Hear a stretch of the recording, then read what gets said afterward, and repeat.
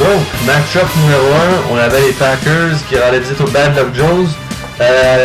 Les Packers avaient besoin d'une victoire absolument pour espérer rester dans la course pour les séries.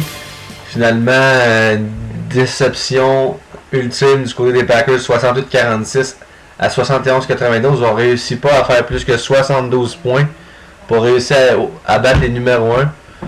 Donc, vous l'avez tous vu, malheureusement, Monday Night, les Packers avaient la chance de remporter le match-up. Et puis, à cause des merveilleux Dolphins, les Dolphins... oui, j'ai perdu. Donc, je me retrouve 3-7. Bon dernier au classement. C'est sûr que quand le meilleur joueur de ton équipe, c'est ton punter, ton kicker, je veux dire. C'est là qu'on voit vraiment qu'il y a un problème. Là. Et donc, les Bad Luck Joes qui s'en tirent avec une victoire 7-3, le meilleur premier au classement. Ensuite, le deuxième match-up qu'on avait, on avait les Cox qui avaient visite au Long Air Club. Donc, les Cox et le Long Air Club, on s'attendait à un gros match et on a eu un gros match. Mais les Cox, encore une fois, 116.16, retrouvent le chemin de la victoire. Donc, se retrouve 7-3, deuxième au classement, bien installé. Le Long Air Club qui encaisse une dure défaite, mais se retrouve quand même quatrième, en bonne position pour les séries. Donc, avec 5-5. Il y a eu une bonne performance de Nick Foles pour aider les Bad Luck Joes, le Long Air Club. Également les deux Le'Veon Bell et Deshaun Jackson qui produisent 15 points, tout comme Andrew Johnson. Donc, excellente performance de ces trois joueurs-là. Mais du côté des Cox, c'est vraiment l'aide de Riley Cooper et Brandon Marshall ensemble, 22 et 25 points. Excellente performance qui a pallié à la blessure de Vernon Davis. Donc, excellent encore une fois pour les Cox. Bonne position et il va assurément faire les séries. Ensuite, le troisième match-up qu'on avait, on avait les Eagles face aux Cowboys de Dallas. Donc, les Cowboys espéraient avoir une victoire contre les Eagles, espéraient continuer à grimper les échelons du classement, mais amère défaite de 80.42 à 121.58. Excellente performance des Eagles de Mathieu Paradis. Et je vais vous laisser écouter ce que Mathieu Paradis avait à nous dire jeudi par rapport à son équipe. Les hosties des Eagles vont gagner le tabarnak de championnat. C'est assez clair pour toi, ça, Carlis? Le championnat de la Ligue de l'Est. C'est évident que je suis le meilleur gérant d'une équipe dans cette ligue. Je suis dans une classe à part. Maintenant, lichez-moi les couilles. Merci. Maintenant, lichez-moi les couilles, merci. Donc, c'est ce que le gentil propriétaire des Eagles avait à dire à ses collègues de la Ligue de l'Est.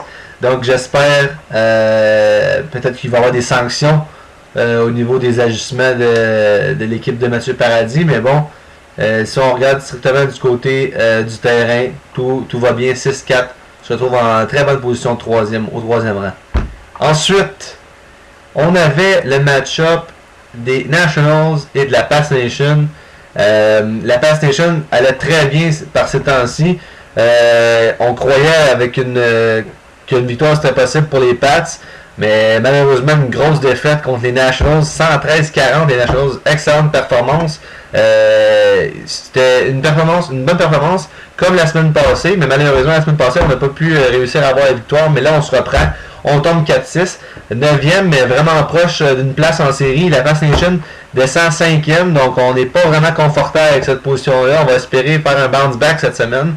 Donc, si on regarde les match-ups, ben, Drew Brees encore excellente performance 31, mais Jimmy Graham n'a pas suivi. Donc, si on avait eu une production normale de, mettons, Jimmy Graham, on aurait peut-être été capable de s'approcher du 100 points. Là. Mais c'est vraiment du côté de Larry Fitzgerald, Cecil Shorts, qui ça n'a pas aidé du côté de la Pass Nation. Et puis du côté des Nations, on avait le retour de Peyton Manning, donc ça allait vraiment aider. Pierre Thomas avec une performance extraordinaire qu'on ne s'attend pas à voir du côté de Pierre Thomas. 23 points, excellente performance. Julius Thomas, Pierre Garçon, 17 et 15 points, c'est excellent. Donc une semaine sans faire du côté des Nationals. Et puis le dernier match-up qu'on avait, on avait les Bennies face aux T-Bows. On s'attendait à un match-up qui allait être un low scoring match-up, comme on appelle. Et c'est ça ce qu'on a eu. Mais encore là, incroyable de voir les Bennies avec seulement 61,12 points. C'est vraiment des performances en dents de scie du côté des Bennies. On fait des bonnes semaines et d'un coup on fait des semaines de 100 points, l'autre coup on fait des semaines de 60 points. Donc il n'y a vraiment pas de constance, mais reste quand même à 4-6, donc quand même dans la course pour les séries. Mais c'est une deuxième défaite de suite en 2 semaines consécutives. Puis là, je questionne un peu qu'est-ce qui se passe avec l'équipe. On dirait que le directeur général n'est pas vraiment impliqué avec son équipe parce qu'on laisse Ronnie Hillman puis Carl Rudolph, 2 joueurs inactifs dans la formation. Donc, c'est vraiment spécial de voir de tels agissements du côté des Bennies. Alex Benoît, si tu es à l'écoute, j'aimerais ça te voir un peu à l'œuvre pour ton équipe pour espérer au moins avoir une fin de saison digne. Parce que moi, honnêtement, je prendrais ta fiche. À 4-6, je trouve que tu es bien placé puis tu as des bonnes chances de peut-être faire les séries encore. Donc, on espère avoir un bounce back du côté des Bennies. Du côté des T-Bulls, on avait Big Ben au niveau du corps arrière, Anderson Brady. Donc, une performance ordinaire, on peut dire, contre Buffalo. Mais c'est vraiment du côté des running backs. Ça a vraiment produit et le reste, c'était vraiment ordinaire. Malgré Danny Woodhead d'encore 10,40 points, qui se prouve être un excellent flex. Un joueur qu'on peut faire confiance semaine après semaine. Donc, c'est ça.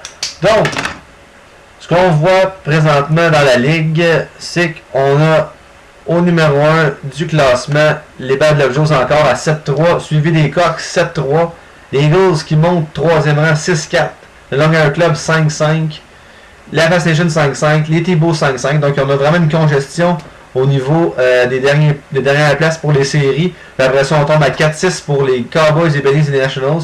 Mais les Cowboys semblent avoir un bon avantage au niveau de ces deux autres équipes-là. Et finalement, ben oui, moi.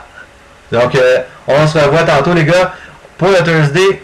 Bonne semaine et bonne soirée.